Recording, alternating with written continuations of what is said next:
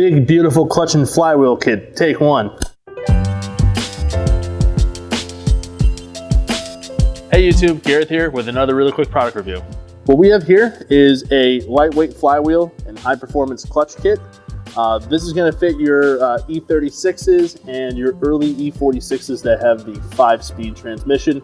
Honestly, this can fit your Getrag 250G transmission, but this kit is going to be best suited for the ZF 320Z 5-speed that's on your 328s, your E36 M3s, your E46 330s, E46 328s, those cars.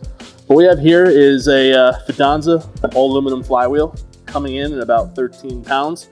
Very light compared to the stock dual mass flywheel, which could weigh anywhere between 25 and 28 pounds. Over here, we have a Sachs Performance hub sprung clutch disc from an E34 M5. And we have the matching pressure plate here.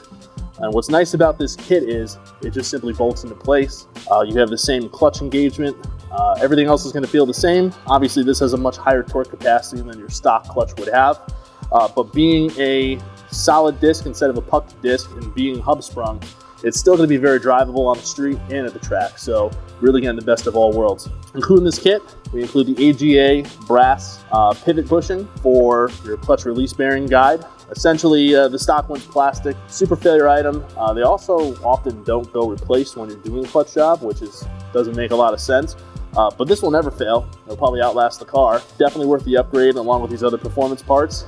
We also include an OE release bearing, an OE pilot bearing, along with the pressure plate hardware and flywheel hardware, and also the proper clutch alignment tool.